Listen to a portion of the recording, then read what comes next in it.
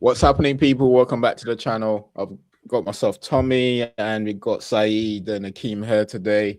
No, Abib is a bit busy. But what are you saying, boys? You guys good? Yeah, I'm blessed, man. Yourself? Oh, good. Good, man. Good weekend so far. I'm not going to talk about United yet because you know there's only one team that can ruin that for me. Good. Arsenal lost, Liverpool drew, obviously City won. You can't have it all. So you can take that. But yeah, we got new Wolves tomorrow, so I'll try and contain my excitement until then because this team, man, bruh, we'll get to it anyway. Anyway, we'll get to it. All right.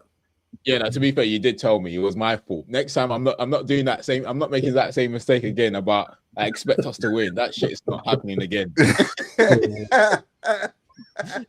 that is not happening. I don't expect United to do anything anymore, bro. I'm not saying that's the best way to live life, honestly, as United fan. All right, cool. All right, before we get started, people, please click the like button, subscribe, turn on your notification to know whenever we upload on YouTube, and comment. Let us know what your thoughts are on the weekend. Ask us questions, and we'll answer it in the next podcast or whatever we say the next show next week. Where should we start, man? Where should we start? How you doing, Akeem? You all good? Yeah, I'm not too bad. I'm all right. Smile, man. Smile for us. It's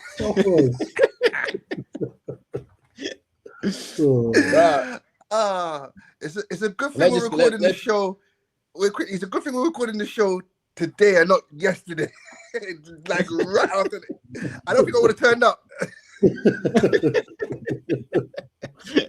You know what? It was a good game though. It was a great game of football. It was the late show that I accepted that the game was going to be 1-1. I was like, you know what? Fair enough. It's 1-1. Move on. And then when Villa got that late goal, yeah, it made it a lot more exciting, man. But you know what? Let's just start off with that, man. Let's just get your thoughts on the game. What was your thoughts on the game? Going into the game, what was your prediction though going into the game? Going into the game, I anticipated a very, very tough game. I was thinking if we go to Villa Park with the right team, with the right starting lineup, and the right mentality, we could nick a win. I didn't believe we would go there and dominate. I believed it was going to be very, very tough, and we can go there and nick a win, nick it 1-0, 2-1. It wasn't going to be a steamroll because they are very, very much in form, playing very good football.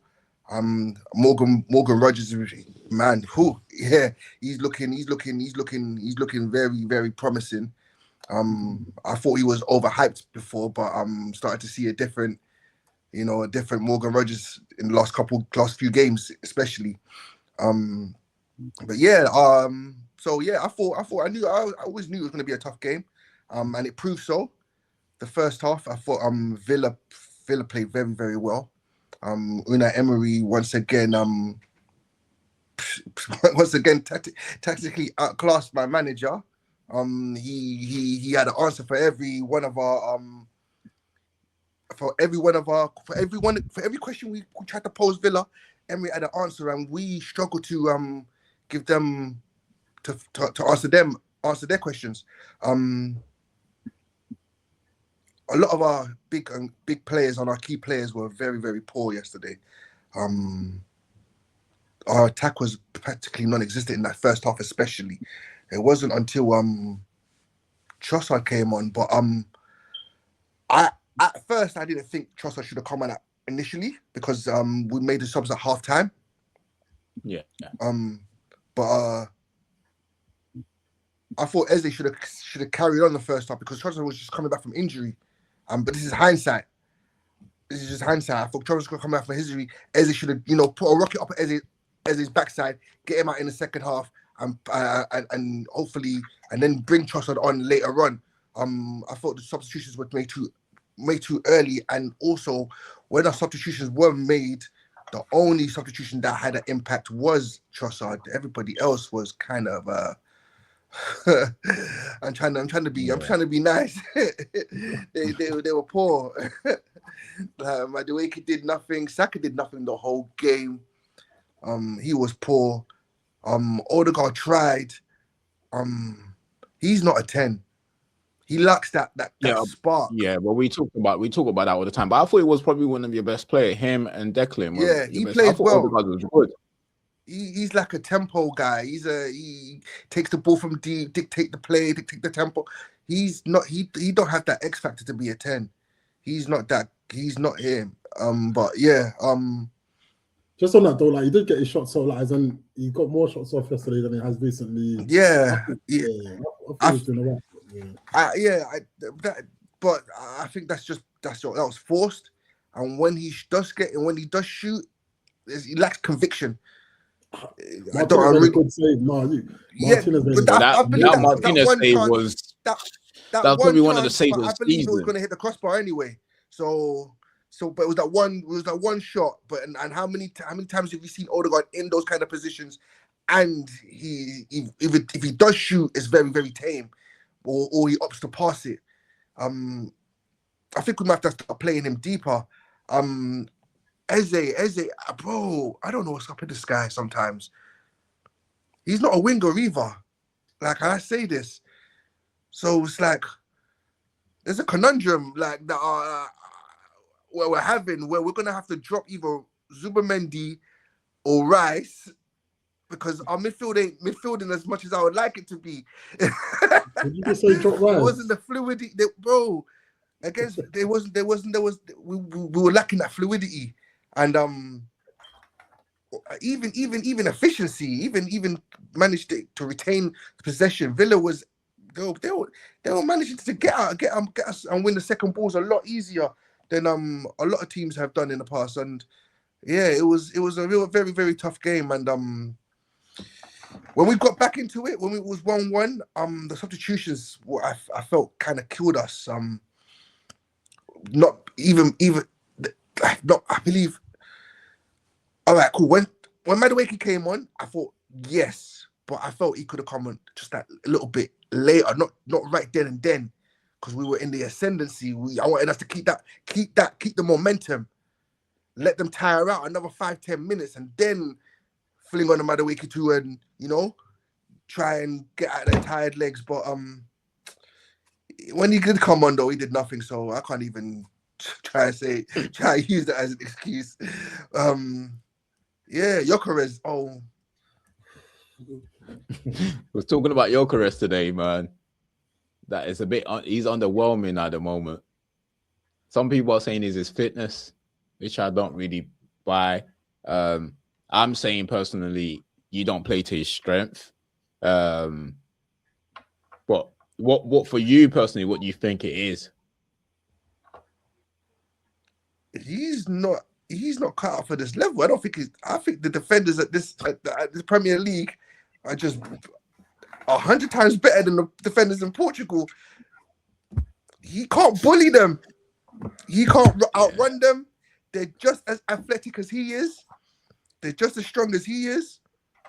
And a lot of them are better on the ball than he is. So what's he gonna do?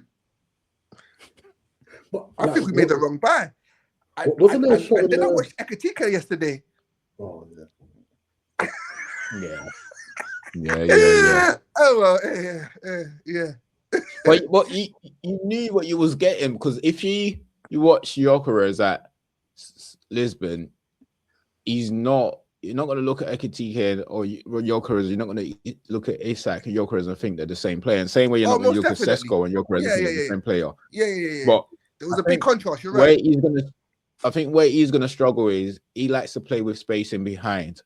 And that's not the case when you're at Arsenal, because everyone's going to play deep when they're playing against Arsenal, because Arsenal, you're expected for Arsenal to dominate the ball. So this is not Lisbon where you're going to have a high line, you can run in behind, and he's not finding that space in the box when he wants to. And as you rightly said, if you are isolated with a defender in the Premier League, with like we're full of riches with defenders that are just going to be as strong as you. They're going to be just as quick as you, and the defenders are good on the ball as well. So what can you do differently? Because with Haaland, and that's if it's Haaland's physicality is what proves different, right? Because I'm not thinking I know people. I'm going to say there's not much difference in terms of how they're playing in terms of style-wise. Haaland's faster. Haaland's faster, and Haaland's mobile. proven to be stronger. You know what I'm saying? It's more mobile, and it's probably is a lot more agile than more agile. Gyökeres looks like a robot. Do you know what I mean? He's like when he wants to turn, he's like having to, and he's always sweating, bro. Like he comes off for 5-6 minutes and he's sweating already. I'm like, bro, is this guy? Why are you not fit? But obviously, he just came back from injury and he didn't really have a preseason, so fair enough. But it's just, I think, and he's huffing and puffing a lot of the times. So look, I can understand the struggle, but I still think there's a good player in there. I'm not here to like bash your career because I'm not on that. No, I think there's a good player, but I just don't think like you're playing to his qualities. You're not playing to get the best out of him, and it's hard for you to do that because how you're playing is just perfectly fine. You just need someone that can suit how you're playing, and I'm not sure he's that type of player. Go on, sorry, Said. No, the only thing I was going to say on that is like, I agree with that a lot. Like, as in, don't play the way he wants to play, but like, as in, he's decent in the box. If you get what I'm saying, there's times where like, as in, like, in games gone by, Arsenal flinging the ball in the box, and like he's not getting his head onto things. Whereas like you see him, Merino getting his head onto things and into things. Like yesterday, for example, there was a shot late on in the game, and like a defender beat him to the ball. And it's like those and you just want to tell him to be in the 6-yard box, be ready. Like forget about dropping deep for now. Like forgetting about trying to play well. Like we know that you can't let the ball into you, and like you're gonna flick it on intricate, part down to the side, but just do what we need for a number 9, like a big belly number 9, and get them goals. And like he play like Arsenal don't play the way he plays, but then when they're desperate for a goal, they do. Like then they want to try and get the ball like in the final third and like compress the play, fling the ball in the box when they can. And I just think he needs to go for the simple goals. So, but maybe he's not match fit for yesterday's one, for example. But like as in, he just needs to stay in the box, stay ready, man. Yeah. Like what I was gonna say is like he's not as strong in the air, and his hold up play ain't as good. Is like I think it's crazy. It's crazy what I'm about to say, but I think I kind of miss Havertz up front. You know, we were saying this today. You see why Arsenal fans are bad, and this is why they piss me the hell off here because but hear me out. Wait. Let me go in on us. One, we was talking about this. I was talking about this with Ham today. Yeah, I don't rate Havertz. But what can we do? That's my point. That's the point I'm trying to make. This is why the fans are bad because we was talking about Madueke. Not you. In terms of Madueke, this is not you. They didn't want Madueke in the summer. All of a sudden, they now started to like him when he was playing. Then when he was injured, people started to say we miss Madueke. Are they mad? Are they mad? And then now, Havertz, they don't like. No. And they're now saying, I miss Havertz. Okay, you see why I'm guilty of this one. I'm guilty of this one. Okay, I'm guilty of this one. But here's my reasoning. When I was watching the match, because Gyökeres was getting beaten in the air, it made me realize Havertz doesn't get beaten in the air as much as this guy. Maybe, cool. We might have, like I was saying, we sacrifice maybe what's his face, Zubimendi or Rice. Odegaard players at 8, and it's gonna be Havertz and Gyökeres up top with Saka and some whoever. I don't care who do you think your manager does that? Huh? Do you think your manager does that? Bro, I don't see Mikel ever doing that. Bro, and it's because not breaking down this low block. If you're chasing the game, I reckon it can do that. I don't think he starts the game off like that, and I don't think it's a moment to panic and start changing outlooks because you lost to Villa. It's bro. No, it's fine. Villa's a good team. No, like Tom, everybody's a good team. You just don't panic, hit the panic point, and you need to change how you're playing because you lost to Villa. Tom, it's not that. I'm talking about remember, even in the summer we was talking about the balance of our midfield. Like, how are we going to get it right? Is Zubimendi? We personally spoke about this. Is Zubimendi the right fit for our balance in midfield? Blah, blah, blah, blah, blah, blah. Bro, and I was thinking, and I was convinced that, yes, Zubimendi is the right fit for the balance in midfield, him and Rice would. And some aspects of the game I saw, where they complement each other. And there's some things where I'm like, yo, it's glaring, where it's either one or the other. We don't need both. And there'll be games where I think where we'll just need where we can afford. You told me Zubimendi is a facilitator. You told me Zubimendi is a playmaker. You told me Zubimendi can do it all. That's what I'm just. This is what you told me. There's a caveat to it. Tommy, there's a caveat to it. He's a facilitator from deep. We're lacking a facilitator in an attacking sense. Saka's off form. Odegaard is not a 10. I don't care what anybody tells me anymore. I've seen enough of this guy. He's not a number 10. He's a deeper midfielder. Like, he likes to play number 8. passes. Number 8. He's a deeper play. So if we're not gonna play if we're not gonna play Eze in the 10 with Odegaard, then play Havertz, because he will facilitate Gyökeres. Like, he can get the knockdowns. He can occupy. Yeah, because he can press. He can do the Odegaard press. He can facilitate. When we want to go long, we can play long to Havertz instead of to Gyökeres. And he can knock it down for Gyökeres, because he's better in the air than Gyökeres. I think certain things. Havertz is not a bad shout. But I've been saying anyway, look, I said this at the beginning of the season, and people looked at me as if I was crazy. And I'm not saying that you have to do it because of the Villa game, because I think your team has looked good, and Arsenal has been consistent to this point. But I do think there's a point when you are going up against a team that you expect to beat, why not start with pick Zubimendi or Rice rather than play Zubimendi and Rice? You don't need to play both of them and play Eze and Odegaard.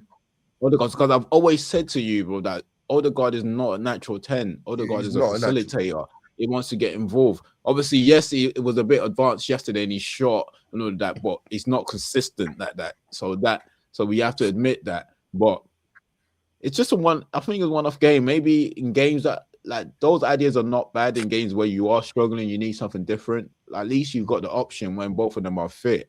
But I wouldn't put it. I'm guessing we're generalizing things rather than just specifying in regards to yesterday's game. It's not just off of yesterday's game, but yesterday's game. Further compounded the doubts and everything else that I was speaking about. And it's not just like we played well in certain patches, especially in that second half. In the first half, the first half was a write-off, but the second half we played well in patches. Like, I'm not gonna slate off the first 15-20 minutes. You could have won the game in that moment. That 15, he was all over them, and credit to Unai Emery, he managed to pull it back. I'm not gonna sit here and slag off the team completely. I knew it was gonna be a tough game. If we nick to win, brilliant. If we had gone away with it, with the 1-1 draw, I would have been pleased. I would have been happy. I'd have been like, great, cool. On to the next game. We've got Wolves at home, I believe. Brilliant. That's a free. That's a banker. So we can put that one away. We don't have to go to Villa Park again this season. We ran away with a point. But it's just unfortunate that Buendia, it slapped it in. To be fair to Villa, they were like, they had chances towards the end of the game. They had you on the ropes towards the end of the game. So for the last 10-15 minutes, and I thought give credit to Emery, because he smelt that. He knew what was happening, and he kept on making substitution, trying to get more bodies on the pitch, and trying to change it around. Put Rodgers up right, as it left that he put him on, and he started taking on play. So he sensed the need. He sensed that there was a goal there, and rightly so, they got the win. So I don't think, if he was to weigh the game up overall, Villa probably deserved to win the game. I thought at the beginning of the second half, you guys were probably the best team, and you could have potentially got 2 to 3 goals within that period, but you didn't make the most of the opportunity really at that point. And they won the game, man. Just looking at it like from a neutral as well, like, as in, especially looking at the last 10 minutes, like, I think that would have been a perfect time for some of your senior players or some of your more experienced players, let's say, to be like, all right, we're on the ropes. Like, I thought if Arsenal come out of this with a draw, they would have done well in the last 10 minutes. Some of your senior players should be pulling people around and like saying like, let's show up, like, and just hit them on the counter as you try to do. The point I made about Goku is like the ball that Rice put in like just before Villa scored, that's where Goku for me should be. Obviously, he's not there. Like, as in after that point, I thought, okay, like, as in you have to take the draw now, if you get what I'm saying, because like obviously Madueke got the chance, but obviously it's not a hard chance for him. But at that point, it's like you have to take the draw. Like, you're in the stoppage time already, isn't it?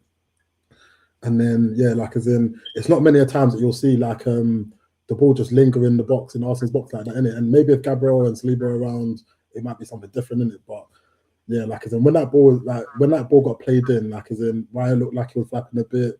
Yeah, it just smelled like a goal was coming in, and yeah, like, as in that goal going in, it just like as soon as that goal go in, I just looked at the table, 3 points behind. Let Aston Villa be my pick for the league.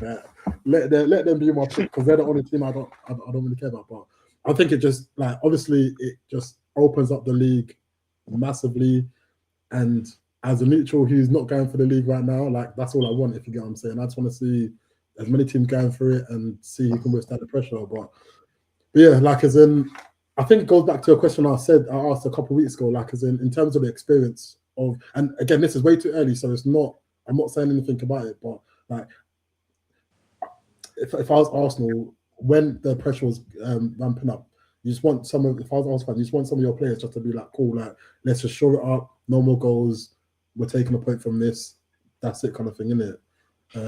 And if they didn't say that to each other at that point, like, there are going to be games where that has to be the play, if you get what I'm saying, especially if you're quite a few points ahead as well, innit? So that's just something to look out for. I think that's what they was doing, though. I don't think they weren't trying to do. I think it was obvious that that's what they're trying to do. You saw what they were doing. You saw. Arteta made the subs, but then, like, as in, they were getting one out. They weren't holding possession. Yeah, but there was actively trying, though. What I'm saying is, Liverpool. I mean, Villa was just the better team. You can clearly see they was actively trying. They were in the ascendancy. See it out. Like, the fans. But do you know what?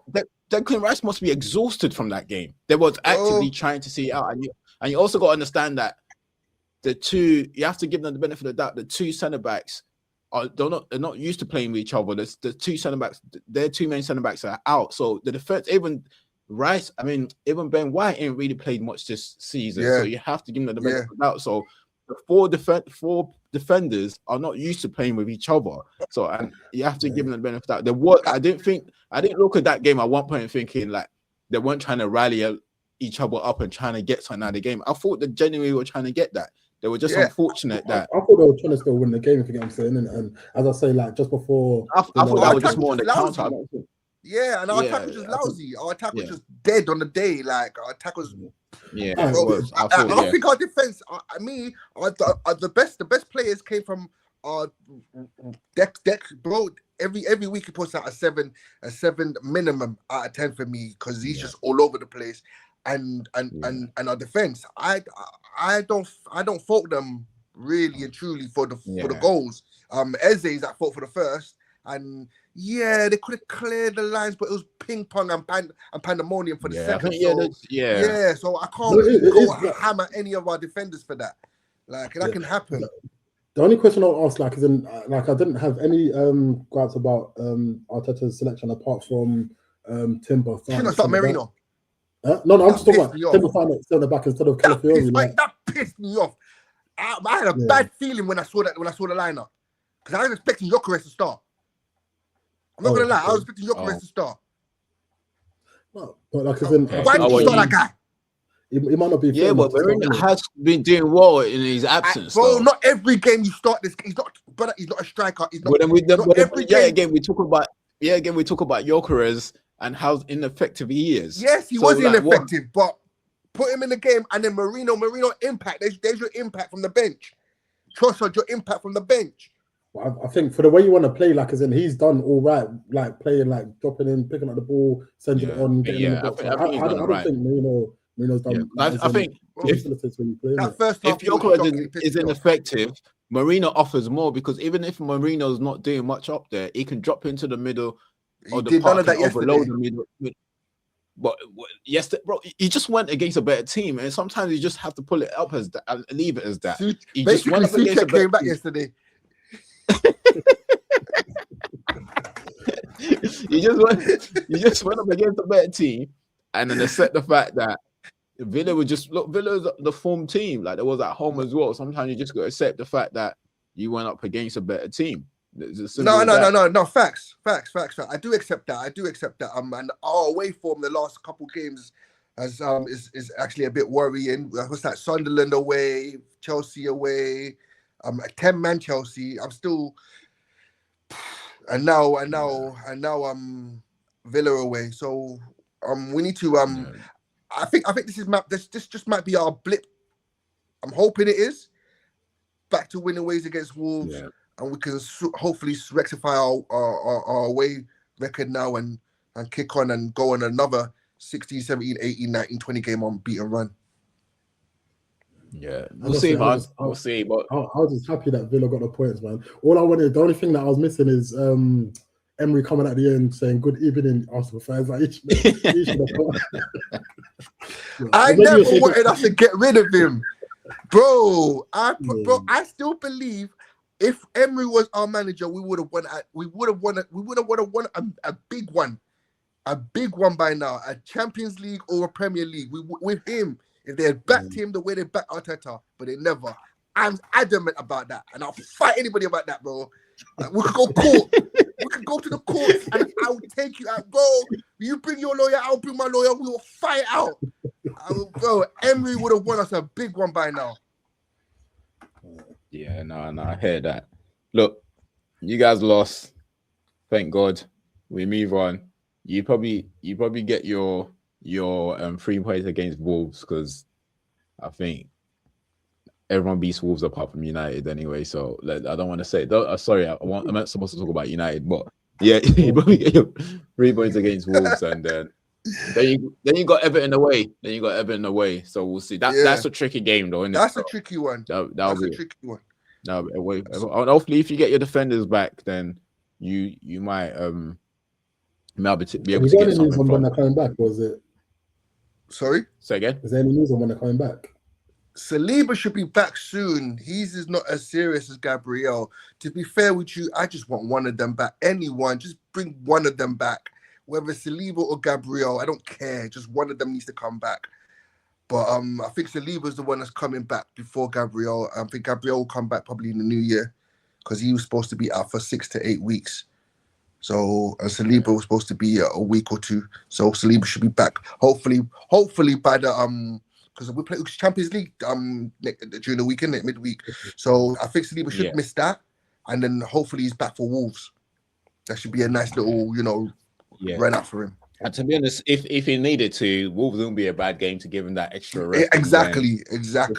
Yeah, exactly. And then push on from the Everton game. So that's not bad. Cool. Look, after obviously you guys dropped points, it was an opportunity for Man City to capitalize and reduce it to 2 points. So it was also an opportunity for Chelsea, but one of them did reduce the point to 2. We don't have our bib here today. So, funny enough, but he'll be back next week, hopefully. Bring him back. Timed it well. Bring him back. This is the week it's time not to come.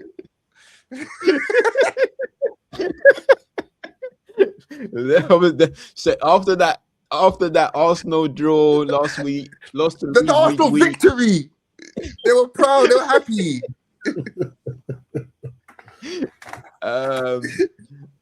Look, let's start with Man City first. Obviously, Man City win. I felt it was a comfortable win against Sunderland at home. So I don't think we need to get much into that. I think what's important for Man City is that I think start the season it was heavily relying on Haaland getting all their goals. And a lot of their players are now starting to come into form now. Obviously, not a lot. I'm not saying this. I use the word a lot, but I mean the right ones. The right ones. You got Jerky back from injury. He's starting to contribute as well. Obviously, Doggle's been a decent run of form as well. And who else is there? Bernardo Silva has been doing well as well. So yeah, they are getting players back. They are starting to contribute. Obviously, they still look shaky. We saw that from midweek with the Fulham game was 5-1 up. I don't know what it is about that. And I think that the missing puzzle is really Rodri. Really, like they get a bit of balance because there's a disconnect between the midfield and the defense sometimes, and the disconnect in terms of like the level of experience. You need a level-headed person when you're winning 2-3-1. Calm it down. Just to calm things down and just keep it ticking. Really, do you get what I mean? So and I think that's what they've obviously struggled with. So I think if they can go, I believe anyway, he's the missing puzzle. And you know how crazy Man City is. If they feel like they want to go into the window again in January, they're going to go into the window again in January. If they feel like there's a room to potentially seal things up, and this is what we was talking about in terms of them just being within close proximity to you guys, going into like January or ending of January, and then I feel like it might be, and obviously it goes back to what Saeed was saying in terms of like the bit of pressure. I don't think the Villa game resonated with what you're saying, Saeed, because the Villa game was just a better team. That you're going to expect people to lose games sometimes, and it is what it is.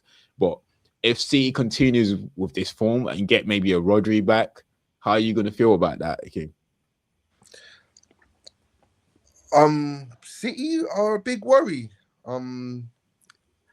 If Rodri does come back, and they still, my worry is that Rodri comes back and they still feel like, yeah, we want to go into the transfer market and sign the next up and coming central midfielder. They can do that. What's stopping them from doing that? They have the funds, they have the finances, they have the clout. So now City are always a threat, and we said it a couple of weeks ago. Like our biggest worry will be City now kicking into gear, because history tells us that this is the part of the season where they start moving, start racking up 10, 11, 12, 13, 14, 15 wins on a row. No, not undefeated wins. Like we've seen them do it.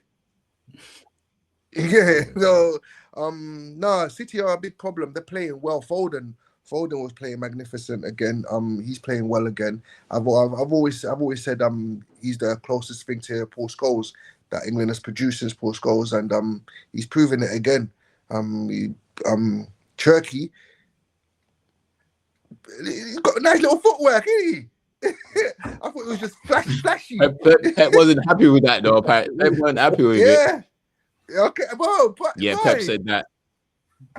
Pep didn't really like seeing the Rabona and all them kind of things. He wasn't happy with it. If it gets you an assist, if it works, it works. You know, if it works, it works. But like, I just thought that this guy was just all flashy. Like, you know, he wasn't gonna have no substance to his game.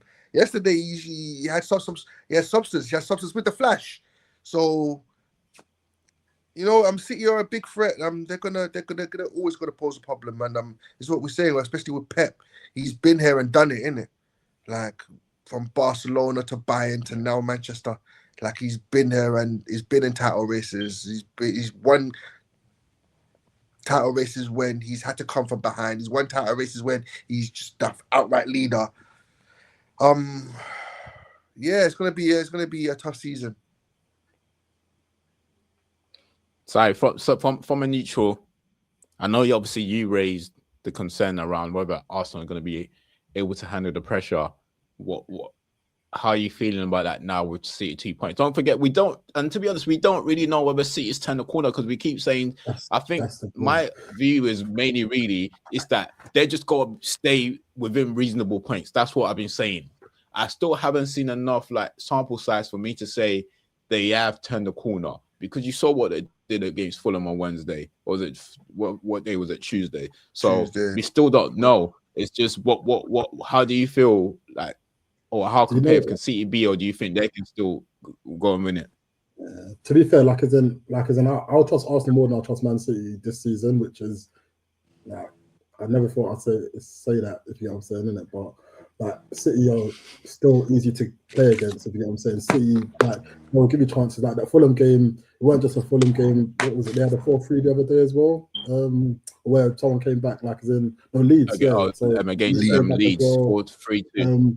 Like, and again, you are right in saying that Rodri should step in and help address the problem, but yeah, like, as in, Rodri will stop the transitions as much and maybe get them playing and whatnot, but when there's balls in the box or when there's balls to compete with, like, as in this league right now, like, as in, isn't forgiving, and I see Arsenal doing that a lot better than I see Man City doing that.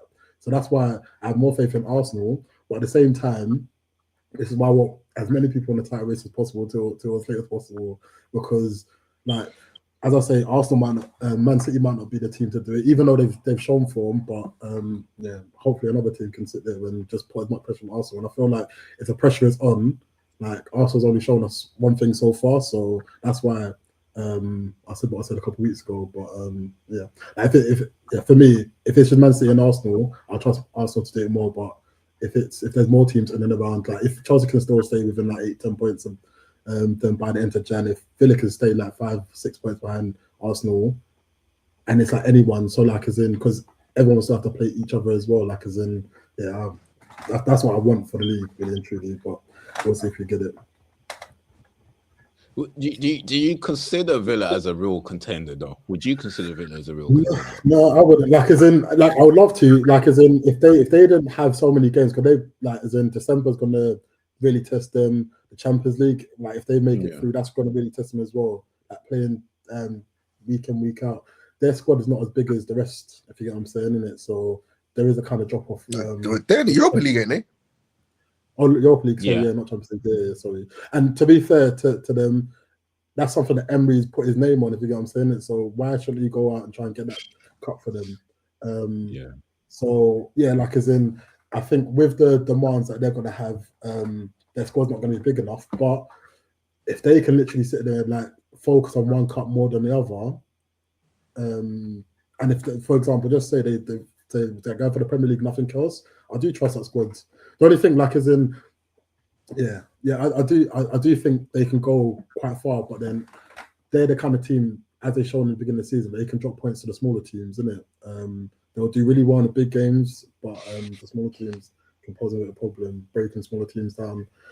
They're sharing goals right now. Like, Ollie Watkins hasn't even started firing properly. I think he scored his first goal of the season, right? Or maybe since September, whenever. No, he scored before that, but he scored 2 midweek. So I think he's got like 3 to season or so. I don't think he's got anything more than 4 anyway. So yeah. But for me, like, as in, if they weren't so thinly spread, like, as in, they could definitely be a contender. But especially with United, the whole minute. But yeah, we'll see how they get on. I don't see Aston Villa as no contender. Yeah, they're gonna fall off. I don't really see as their main striker. He likes to go through like 10-game goal droughts. He ain't no title-winning striker, brother, man. They had a drought, and like, other people are still chipping in with goals, isn't it? So, and they've had like quite a few impactful subs scoring goals and things like that. Listen, I like Villa as a football team. As a football team, that they play decent football. As a club and institution, they're not in no title race, bro. They're gonna fall off. Yeah. They've got too many games and not enough experience. They're gonna fall off. Yeah, no, I agree with that. And yeah, that's, and what they also wouldn't do is, because of how they invested last year heavily, especially in January, and they didn't end up making top 4. And then towards the end of like the financial fair play deadline, they had to end up selling players, and they wouldn't want to go through that same process again. So they'll rather just stick with what they've got and not get ahead of themselves again. Because obviously last year they invested heavily in the summer, hoping that they can get another Champions League spot, and they did it. So I don't think they will want to go through that headache again. So yeah, I don't see them. They've got far too much games, and they don't have enough. Like, they've got players they can bring off the bench. I don't think it's just the quality of depth that they have compared to what the quality of depth Arsenal have, or quality of depth Man City will have. Even Liverpool are not competing. Obviously the quality of depth is different to what. So it's not so much about them having players, because when you go into those pressure games, is one thing going to games where people don't really expect you to win and then ended up putting out a performance. When you're going to games where you need to win and there's a pressure game, how do they go through it? I don't think they're obviously got the manager that can try and possibly try and guide them through it. But can the players do it? You know what I'm saying? Because it's them on the pitch. All he can, but you don't kick the ball for them. Do you know what I mean? We know the manager's a top manager. Any one of us will take the manager. I'll take the manager right now. But I'll take him right now. I'll take him back. I'll take him back.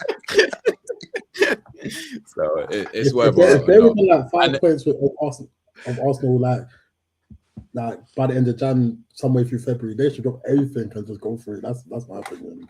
Just go for it. I wouldn't recommend that. I wouldn't. If I was them, I wouldn't advise them to do that, bro. Nah. Bro, shoot for the moon. You might land, bro. You never know. It's true.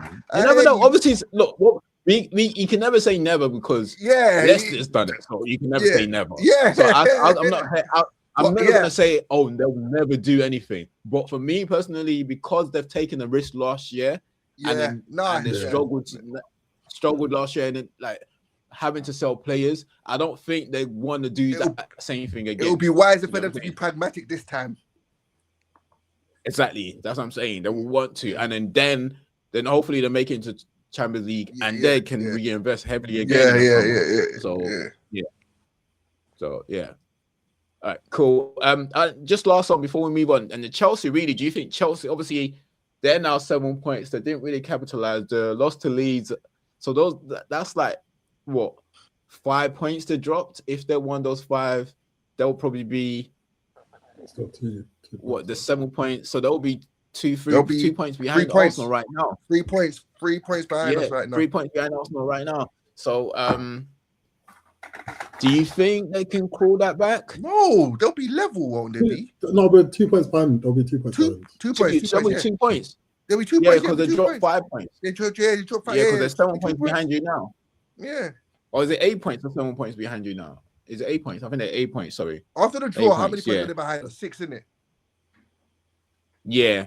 And then the loss. So So the 8 points behind you now. Yeah, that's it. 8 points behind you now. Because after the draw, there was 6 points behind you. Because that draw, because that winning that game would have so there's 8 points behind you right now. Yeah. Okay, cool.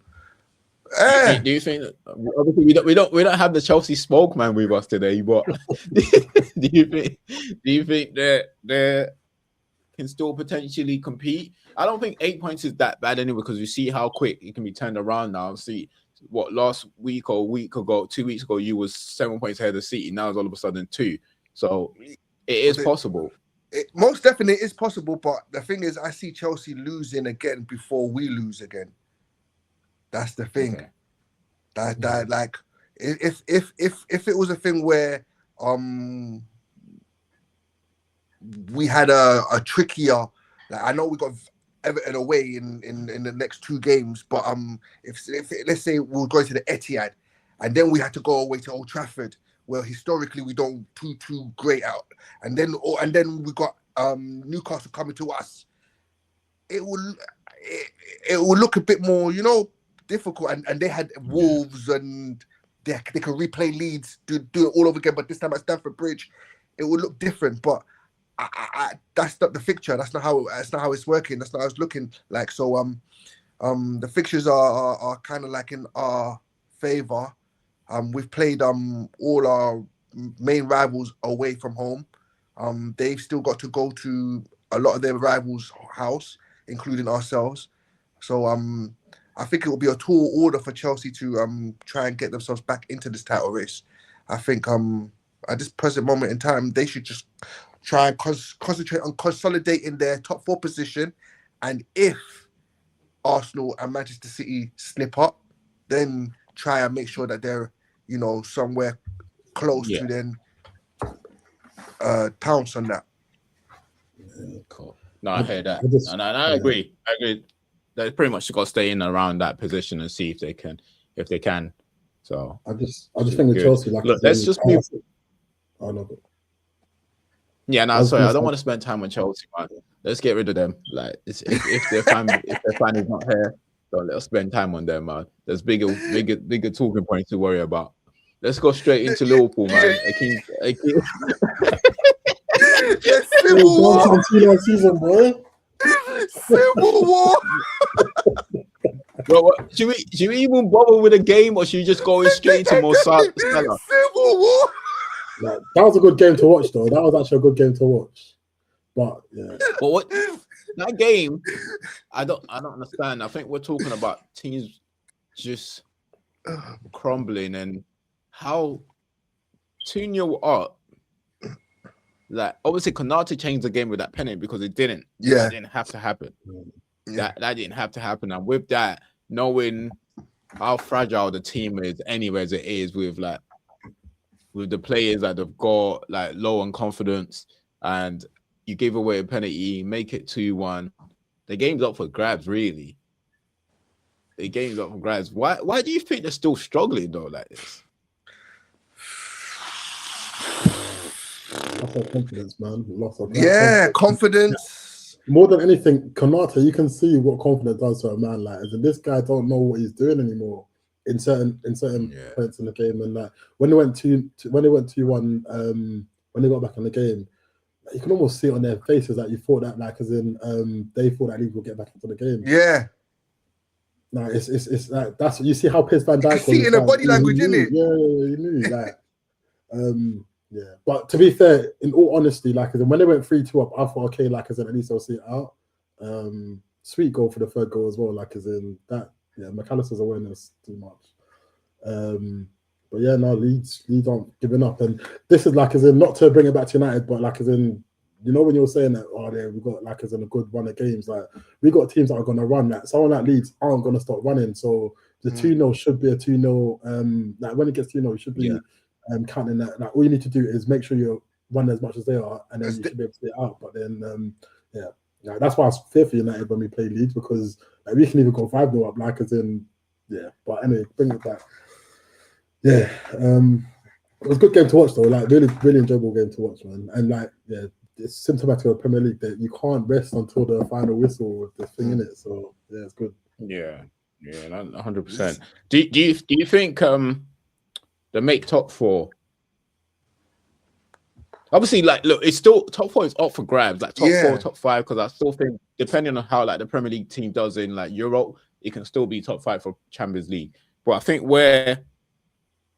because they're stuck in a hard place right now, because they've invested heavily, right, in the summer. And when you invest that much, you almost invest in that. It doesn't necessarily mean that you have to win the league, but because they've got a young squad, and they brought some inexperienced players that haven't played in the league. So you're buying a squad for like the future, but the expectation will be at least to make Champions League football, because you spend that much money. In order to like regain some of the money that you've invested, you need to make Champions League football.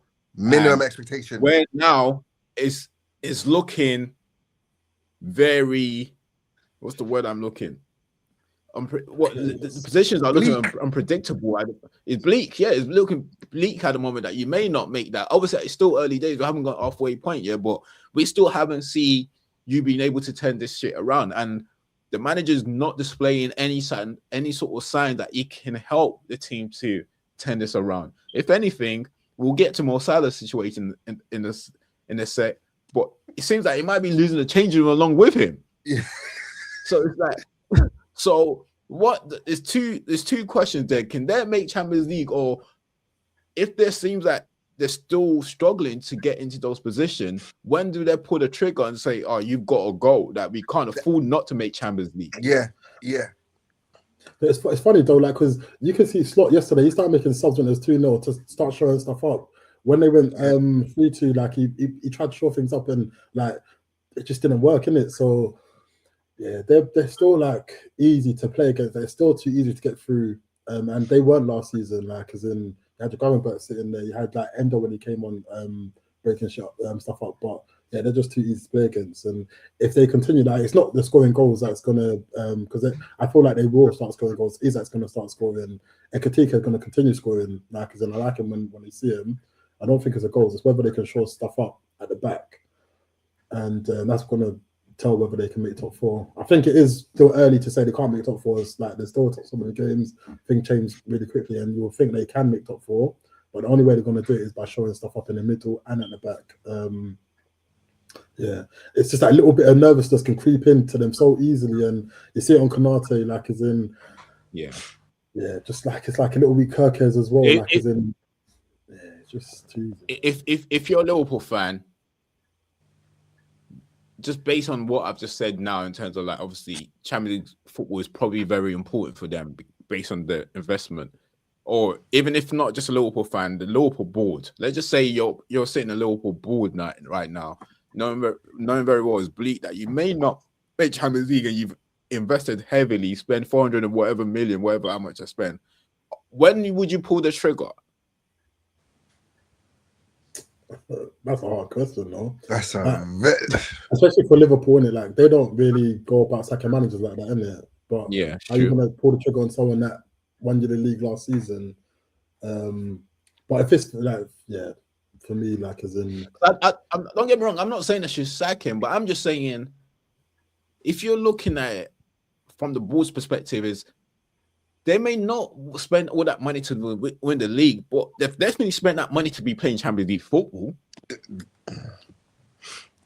Yeah, you know what I'm saying they spend that money to play Champions League football because, like, missing out on Champions League compete football, for the big titles to compete. Big titles, missing out on that Champions League football is not part of the plans. Nah. And then if they feel like they're now getting away from those plans, do we stick to our principle as a team that we don't sack managers, or does the finance start creeping in terms of we can't afford to miss this out because we're paying these players, the wages are getting our Champions League wages. Yeah. So what are we going to do when we don't make Champions League? Are we going to have to sell some of them, or what do you do? I'm not saying maybe it may not be the plan. Maybe the finance is great. Maybe if they miss Champions League, it's perfectly fine. They'll have contingencies. Yeah, there are football clubs like football clubs as big as Chelsea and Chelsea as big as Liverpool and Man United and Man City and Chelsea. They'll have contingency plans for if they miss out on Champions League for 1 or 2 seasons. But the thing is, like, as in, it's not in their plan too. Like, as in, the short-term plan is literally, as Tommy said, like, hypothetically speaking, let's say it's not in their plans. That then they in order to make up the money that they're spending in the summer, they need to be or to reinvest. They need to be in Champions League for the next 2 seasons. What are you doing then? Then obviously you have to look at did the manager hit his targets? What is the current atmosphere in the dressing room? Because like, you can't get rid of 23 players. But you can sure as hell get rid of one manager and his backroom staff. So like, are the players still listening to him? Are they still respecting his authority, or are they doing their own thing? Because you're gonna have to start weighing up everything. Everything has to come into consideration, like not just the finances. Because Liverpool's a big club. It's like, you can't just make decisions off a whim. You got to make a decision, but but not only stand by it, but have a plan to it. And like, okay, cool, we understand this is happening. Cool, like, bro, it's a tough one. It's a tough one. I know some Liverpool fans are getting frustrated. One of my friends called him a fraud, and is apparently they want him out, innit? It's reminiscent of like Roy Hodgson, the way he's managing the team. So they do want him out, but it's just they were saying he's the best manager ever last year. Do you know what's kind of peak for him, like, as in, or peak for the situation, is that you don't even have to say it like as in, like Man City, they've got a Rodri out. Like, when Rodri comes back, we'll play our way back into form, that we'll start. They haven't got anything to say like as in, this how we're going to be more solid, this how we're going to play to stop leaking goals. And I think that's his biggest problem. And also, like, as in, that obviously, like, I think he will be able to, I always say I don't worry about the strikers. getting Isak score, getting Wirtz to play. That's going to come. If they don't come this season, it's definitely going to come next season. But it's just how easy they are to play against. That's what is more worrying for him. And I think they're gonna have to sell one of them. Oh, one of the forwards you're talking. They're too similar. They're gonna occupy the same space every time they play together. Yeah, fair actually, yeah. I think they can play both of them together. They need to figure that out. One can play on the right, one can play in the middle, or they can play a diamond with 2 strikers up front. With Salah looking like he might go now, why not play the diamond? Let's talk about Salah. Like, look, in terms of that Salah situation, anyway, let's just go straight into the Salah situation because forget the game. Liverpool, they've been as bad as they've been in other games all season. Obviously, what's surprising, they went 2-0 ahead and they managed to lose it. That was a surprising thing. Yeah. What I was going to say in terms of Salah's team, I'm going to ask from both of you. Whose side are you on? Salah or the club? So obviously, for context, if in case for the listeners who are watching now, they don't know. Salah's came out and obviously feels like it's unacceptable to be left on the bench and not to play the game. Feels like Liverpool are trying to throw him under the bus and feels like they're trying to get him out of the club. He's come and said that straight after the Leeds game. They drew 3-3. He was on the bench all game. There was a one point that they were drawing 2-2. Obviously, I know they scored not long after 2-2, but he didn't think to bring him on. Even when it was 3-3, I don't know whether they make all the substitution. They didn't think to bring him on again. He's obviously clearly frustrated. He's never been in that position. But if you're picking sides, do you understand where Salah's coming from, or do you think he's letting the team down by coming out with that interview straight after the game? He knows what he's doing, man. He knows what he's doing. And the thing is that, as in, I don't really like this, but Jamie Carragher did say, like, as in, when it's been bad, he don't really say much, innit? He don't come out and say anything. He's been on the bench 3 games in a row. He hasn't had a good season. Has he scored this season? Maybe he scored a goal. I don't know. He hasn't done much, innit? And like, you should be able to be benched if you're not doing that. Like, got benched the first game. Isak scored. They won a game. Great. Got benched second game. It looks like he's getting benched for games that they have to run or they have to work. So against Leeds, you're going to have to run. Slot knows us away from home. Got benched against Brighton. Got benched against West Ham as well, innit? So like, the club are allowed to bench you. And he said something in his statement. He was like, oh, like as in, I deserve to play. Like as in, for what I've done for this club, I deserve to play. If you're not playing well, as a pro, you should know, like as in, you don't deserve to play. You earn your way to play, if you get what I'm saying, innit? So from that point of view, like, it is doesn't necessarily mean I deserve to play. Don't necessarily mean I deserve to start. It just I deserve to play necessarily mean if your team, my team needs goals. No, but what I'm saying, if my team needs goals, I deserve to play can mean. If my team needs goals, and considering what I've been doing for this season for the last 5-6 years, is it wrong for you to look at me and think I can get you the goals that you need? Yeah. To be fair, okay, from that point of view, maybe it's slightly different, but I read it as I deserve to play. Because Salah is not the kind of guy that strikes you that he's going to like coming on for like 15 minutes of the game, like especially when he's been left out for the last 2 games. Like, it don't strike me as the kind of person. He will still say something, especially if they didn't win. But yeah, like, as in for me, it is like kind of throwing your toes at the pram. It is canvassing to see what can be done. He's done this time, like he did this last year when his contract was coming up. If you get what I'm saying, he did this. Like, he only like, and it is true what Jamie Carragher said. He only speaks when he's talking about himself, and that is quite selfish. Like, how is that going to help your teammates? Like, some of your team is going for the mud right now, like as in having terrible performances. How is what you're saying going to help them next week or next game? You got a Champions League, and who they playing? Inter. Maybe they're playing like as in. But he also get also a caveat to that as well is players like Salah. I'm not. This is not me defending him, but I'm playing devil's advocate here. Yeah, players like Salah, their selfishness is what makes them who they are, the type of player they are. Do you know what I mean? Like, the selfishness is what makes him the great King Mo. Yeah, you get what I'm saying. Like, I'm saying this is not. I hear what you're saying. Don't get me wrong. Like, it needs to do. It doesn't, because you're Salah doesn't mean you have to play every game. You haven't been playing well all season. But at the same time, you can also say the 2 centre backs can be played well all this season. I don't see you dropping them. Yeah, also going to play centre back. Gomez is there. Gomez is there, bro. Gomez is fragile right now. Like Gomez is there. Gomez is fragile. Like I said, he What can't. I'm He saying, can't play consistently. Salah can say the same thing. Salah can say Oh, the same thing. You're playing Szoboszlai, right wing. They've been playing so much like right back. No, centre back. You know, like, No, right wing. No, I'm saying Right wing, Salah can say the same thing. You're playing Szoboszlai at right wing. Why are you playing Szoboszlai at right wing then? And Szoboszlai is not a natural right winger. Right winger. yeah, Gomez is fair enough, yeah, natural but centre back. in Szoboszlai's Gomez case, is he natural scored. centre back. You're not dropping Konate. You're not dropping thingy. But How the many thing times is, has Klopp dropped Konate for Gomez? Gomez can play that. What's the point of keeping Gomez in the squad in the first place and not selling? Because Gomez wanted to go in the summer. If you're not going to play him, imagine you're Gomez. You're watching the two centre backs putting up a stinker week after week. One of them thinks he's playing basketball when he's going to catch the ball. The other one went slide tackling, and then you can't get in the team.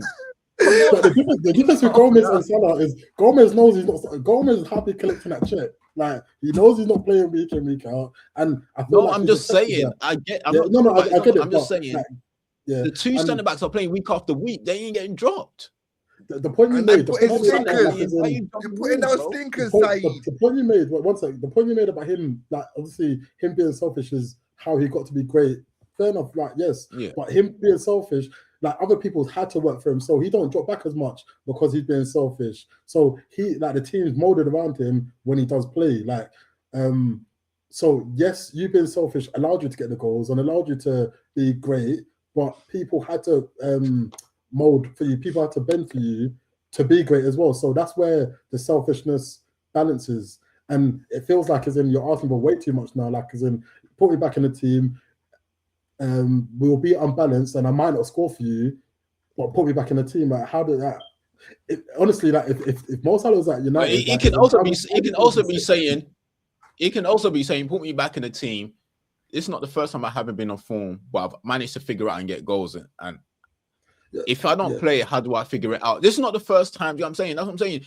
Like, I get what the point you're trying to make, but bro, like, if you're playing two centre backs that have been playing dead all season, and there's Gomez on the bench, why am I not still playing? You know what I'm saying? It's just those are the questions he's asking.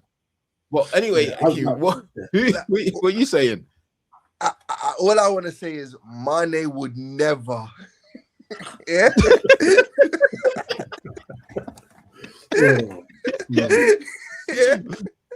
And it's so funny, Mane came out a week ago saying that Mo's selfish, you know. Yeah.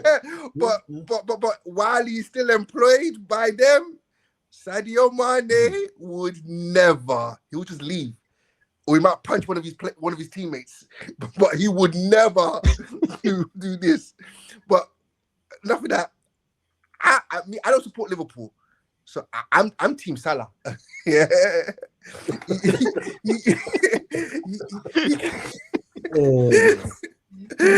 He carried your team, Liverpool. Yeah, he carried you to the title. The rest of your players are average. We're seeing it now. He's a year older. He deserves to just be on that right and everybody else do the defending for him. Just let him play and score. It's Mo Salah. He's won you two Premier League titles you never would have seen without him. And Mane. Mane helped you with the first one as well. So I got to salute my guy. Yeah, but bro, like Salah, bro, forget Slot. Liverpool should keep Salah and get rid of Slot. If it was up to me, I'll be like, Salah, you manage the team. Yeah, I think, and you know, Liverpool fans, I think a lot of Liverpool fans have been getting on him. Yeah, and this is just to show you, with as players, just do what makes you happy, bro. Like, make your own decision. Don't care about what would the fans think and all of that, because we saw how they've treated Trent over the summer, someone that spent all his life at the club, and then now the man that have now decided to stay, he's now saying I'm being mistreated. They're trying to throw me under the bus. I don't agree with that, though. I don't think they're trying to throw him under the bus. I don't agree. I feel like everyone's been blamed for, like, the managers had his blame, Salah's had his blame, Van Dijk, everyone. I think the blame has been like equally separate, equally spread out accordingly. I don't think he's just the one that they've blamed. So I don't agree with that part. But it's just to show, really, like, You can't. You just got to do what makes you happy, boy. Maybe you should have left in the summer. Maybe you should have just left it as, you know what, I've done all I can here. There's no need to, like, you don't have to be looking at what the fans think or what.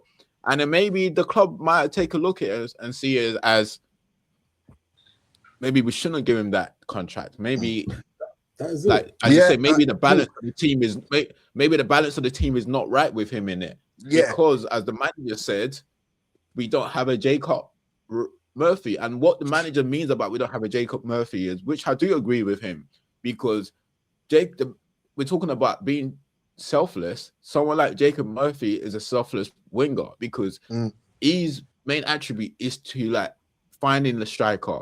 Like it's to look for his strikers. He's not going to try and do too much. He's not going to be a player, come back again, cut in and shoot. He just wants to find the striker. That's Jacob Murphy, and obviously that's demonstrated in Newcastle, where out of Isak's 20 goals or something like that, he got 9 or 10 assists. Out of Isak's 20 goals. So that is obviously demonstrated, and that's what the manager means. Slot means about we don't have a Jacob Murphy, and the other side, flip side to that is the reason why they don't have a Jacob Murphy because they got Salah on one side, Gakpo on the other, because the strikers don't know when they're going to pull it in or not.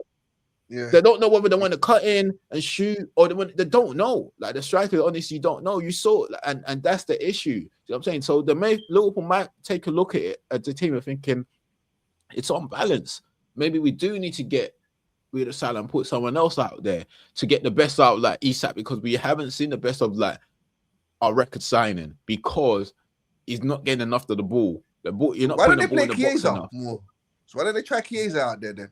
I don't think it's. But I don't know why the manager don't like Chiesa, because Chiesa is a good player. It should try Chiesa. Do you know what I'm saying? I don't think he's Premier League though. Like, he doesn't write in spells, but you've seen him in like cup competitions, and he don't really say much when he plays those. And I know you. I think Chiesa's a good player. I think he's a decent player, bro.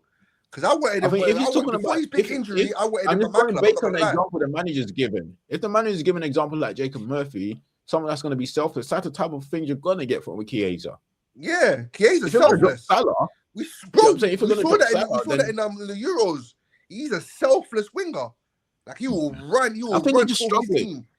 Yeah, they're struggling with the balance of the team. They're honestly struggling. Like I don't really care anyway what's happening because I'm not a Liverpool fan. And I don't give a damn what's happening to them. But it's entertainment. I understand it from both.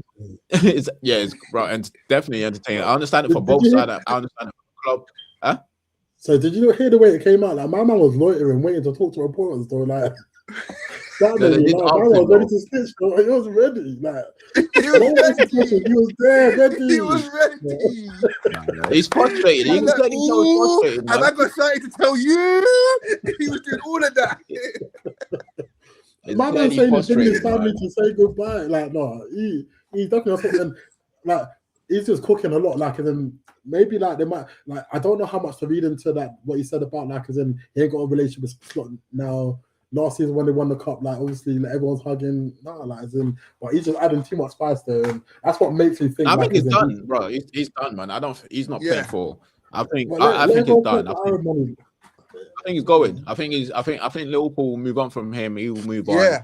I think they probably got a deal already. They just ain't announced it. Yeah. But it's probably mutual for both parties as well. Like, as in Salah go collect that money, they get a huge wage off their bill, and like get to start like with the next. What wage is he on? Like 400k, bro. Huh? No, 400k or close to 400k. Oh yeah, that's how they went. The point of like, as in like. If you're on that kind of wage, like as in, and you're a striker, you're the star man, people are allowed to ask you questions like, why is there no goals from you? Like, why is there no contribution? Like, that's what you were asking for last season. When you were saying that, oh, I'm the star man and I deserve to be on these wages, you also deserve the criticism as well. If he finessed him. Yeah. That's why they want him. No, but I don't think he's shying away from the criticism because he gets that all the time, Salah. But I think what he wants to see saying that. I don't agree that they're throwing him under the bus. I don't think they're throwing him under the bus. I think throwing him under the bus, man. I'm Team Salah.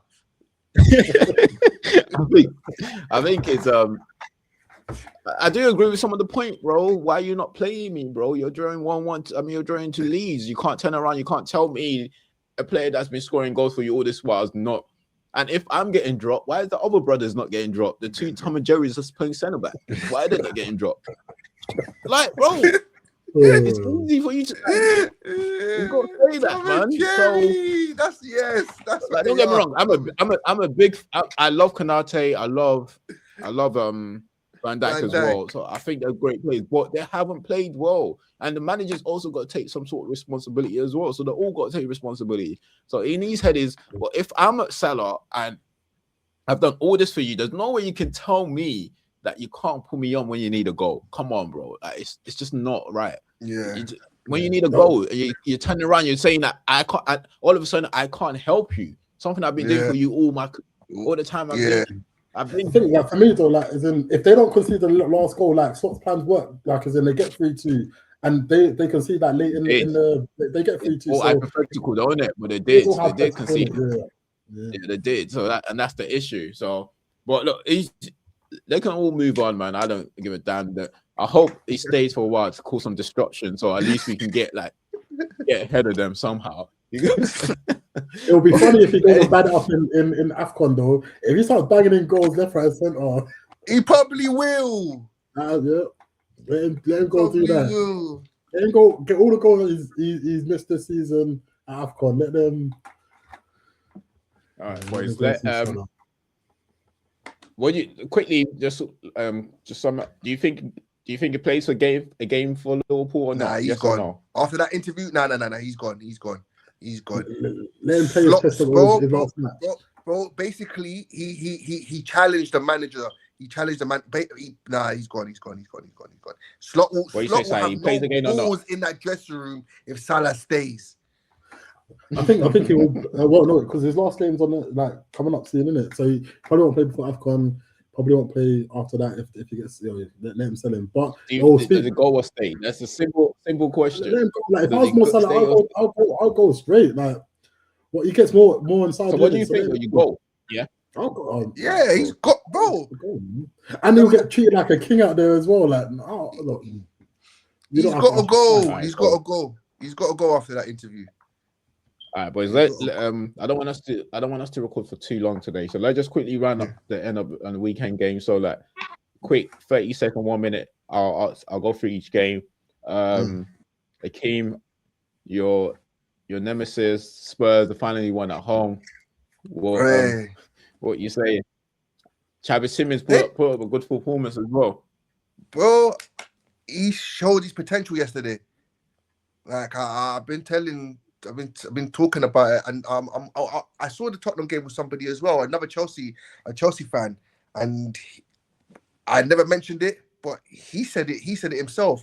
Right, he gives him glimpses, he gives him vibes of Luka Modric, because he couldn't remember who it was, but he was saying the Croatian guy, and then I was like, well, Luka Modric, that's the one. Like yesterday, like if they mold him correctly, he could be of that ilk. He is a good player. He showed his potential yesterday. Tottenham played all right. Brentford, shocking. Oh no, Brentford were terrible. Brentford away from home haven't been great this season. Oh no. Yesterday was bad. That was like League One football that they were doing, bro. They passing misplaced 5-yard passes, bro. No. Some of the play were comical. They're giving away chances. Some of the chances that they were giving to Tottenham were comical. Like Tottenham should have buried them. Should have been more. It should have been more. Cool. All right, Sai. Everton beating Forest 3-0. What was your thoughts on the game? And do you think Forest are going to be They're going to struggle with the relegation battle? I think Forest will be fine. There's because in West Ham and Leeds are battling for that third place. Burnley don't look like they're coming up, and Wolves are already gone. But it's just as in that new manager has disappeared. So as in we're starting to see results that we saw before.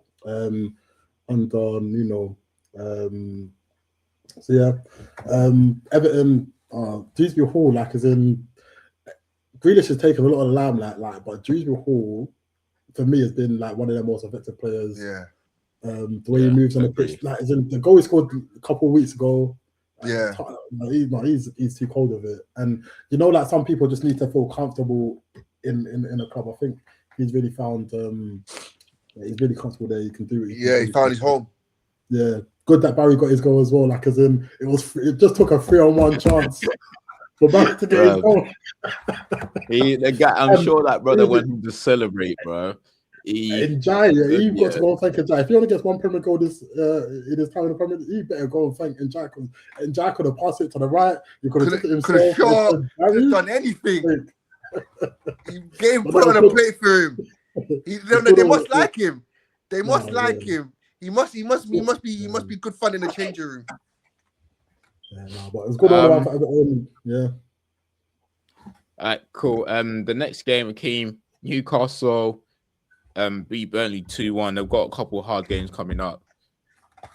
They're hitting like some sort of like, you feel like they're kind of like, I guess all the teams this season are like that. They win 1 or 2 games, you think, oh, they're turning the corner, but once again, then I had a game like they did with like the Spurs where they let 2 goals slip away. Then they go like you beat Everton away from home, and then they're going to lose. What do you think? Do you think they still eventually will get up into like the top 4, top 5 position? Newcastle's inconsistency baffles me.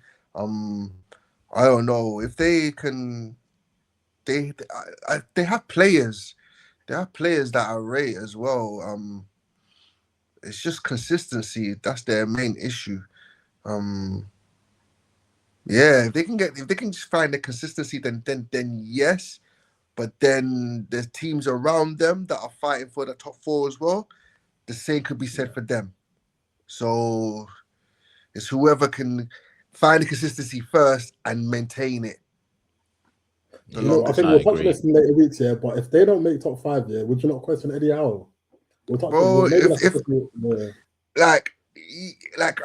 I think if they don't make it, because they didn't make it this year, innit? They're not in Champions League this year. Are they in Champions League this year, innit? Or they're fifth, they finished 5th, innit?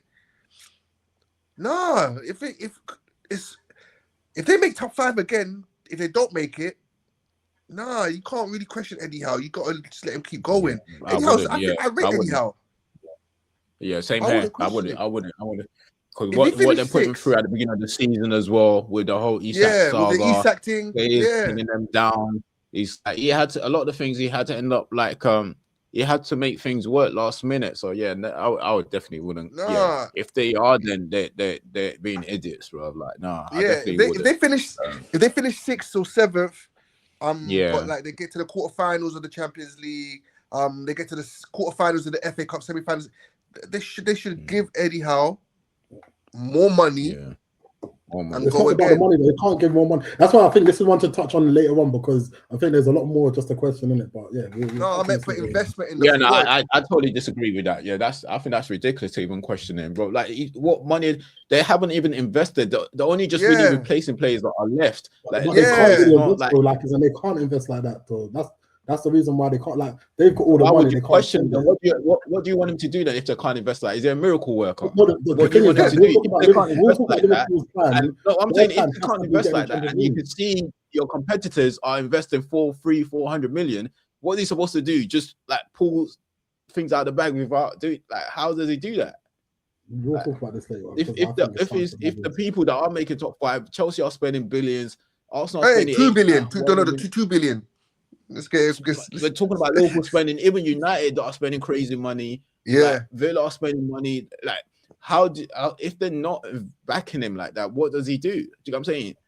Like, and then they're struggling to attract players as well, because I'm sure the players that they brought in, they're not the first, they're not the second choice. They're just getting bodies in, and they're still doing with what he's got, really. Exactly. How many players rejected them in the summer? How many players? Exactly. And this is not, a lot of players rejected them. So if they got like, let's say they got the first choice and Bemo went in, then they got Ekitike, they got Isak didn't leave. Do you know what I'm saying? Those kind of things. They got them. Give White or something? Someone else. Champions League, whatever plays that they was going for. All of them. They got all of them. Don't forget, Gay turned them down last season. Gay turned them down. Honestly, I think we should talk about this another time, because we don't have the time. Yeah, we'll talk about that. But I just think to say you start questioning him. I think when is like what West Ham did to David Moyes. It's like the guy wins your league, and all of a sudden, bro, they ain't won anything. When was the last time Newcastle won something? And you're gonna not say we were questioning you because you didn't make top 5. Come on, man. Yeah. When you bring money talks, man. So, there you go.